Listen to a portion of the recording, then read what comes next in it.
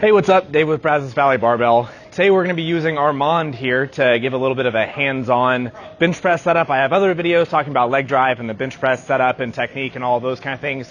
But I think sometimes it's useful to actually have a person to help utilize the cues that I have in the other videos and actually give it hands-on when I'm demonstrating on somebody else. So we're going to go through the whole setup, and then I'll go through some of my workout talking about how I can emphasize some of these things. So one of the first things that we're going to be doing with Armand and really lifters in general is we want to find a good setup for the upper back and the shoulders. So the two main things that we want to get is a strong upper back position, meaning the shoulder blades together and down, and we want to keep that throughout the whole setup. So a lot of that is going to come from tightness with the bar, and then just Armand or the lifter actually being active with that portion and pinching and depressing.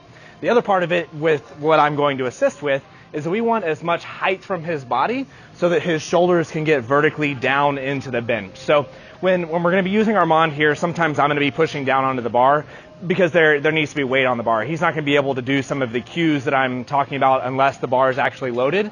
So I'll be going back and forth. I'm going to help him with that. But to start off with, I'm just going to have Armand lay down on the bench here, and he is going to bridge up like he normally would. I'll give him a little bit of help from the bar. I think it's useful to use the bar rather than the uprights like people commonly do or the bench press, so that we don't have to adjust our hands or if we have tension, we don't want to let go of it, and then we'll miss out on some of the tension we created. So Armand can go ahead and just put his shoulders, bridge up with his hips, and put his shoulders down to the bench side, just how he normally would, and then we'll bring it back down. But what I'm going to do for him is I'm going to give him something to push against. I'm going to have him try to roll his body over my shoulders or over his shoulders, pushing over my hands with his legs. So this is the last video talking about leg drive. This is a big part of what's happening. I'm trying to create height. I'm trying to get his hips as high as we can so that his shoulders are going vertically down into the bench press.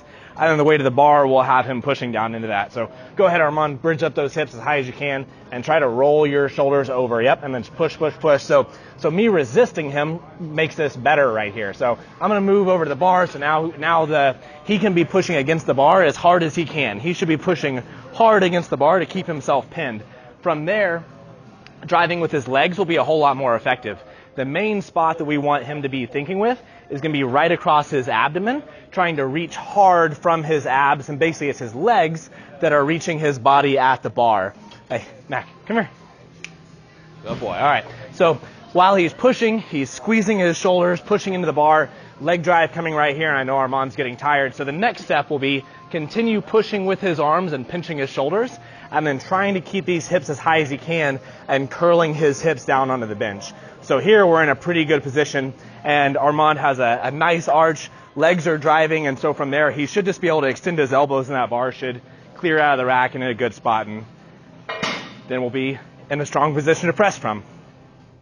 So to reiterate a lot of the things that we just talked about, the whole setup here is going to be about creating a solid and stable upper back position, and then the arch obviously is to reduce range of motion and actually help keep the shoulders in a good spot. So starting with the empty bar and moving on up, we should see that I'm actually able to pin down away from the bar against the bench a little bit better.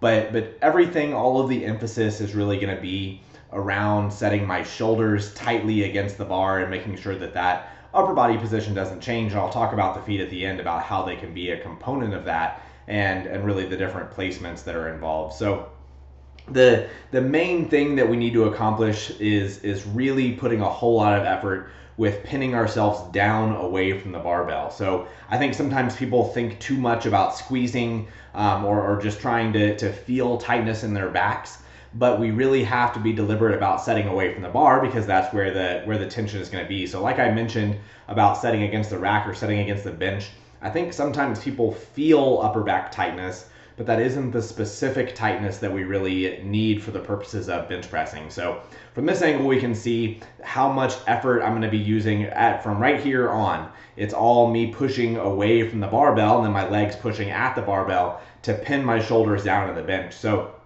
that should pin everything down and keep it set. And actually a big part of why I encourage self-unracks is because this whole setup process is against the barbell. And so then if it gets lifted too far away from me, or if it becomes unpredictable with a handoff, I don't think that emphasizes, or I think sometimes it can create the possibility that we lose some of the tightness that we've created. So this workout for me was just an easy single followed by an easy 4x5 kind of a recovery session. So there's not going to be a whole lot of effort going on here, but we should be able to see some of the setup stuff and how everything stays tight through the whole thing. So as far as foot placement, I think I've been hearing it more and more, the common recommendation to keep your feet more out in front of you.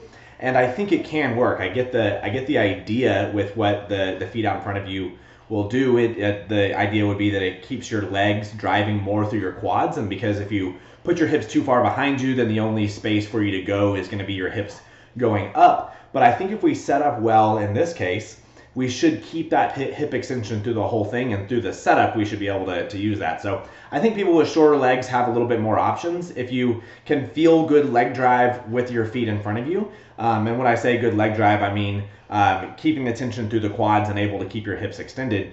But for me, we can see I don't really have that option so much because my legs are so long. So I have to spread my feet out a little bit so that I can keep my hips extended and so they don't go shooting off the bench. A lot of times in training, I actually do have issues with this, but a wider base for me makes a big difference with actually keeping my hips down and being able to keep everything where I position in the first place. So I think that's a pretty big individualized thing.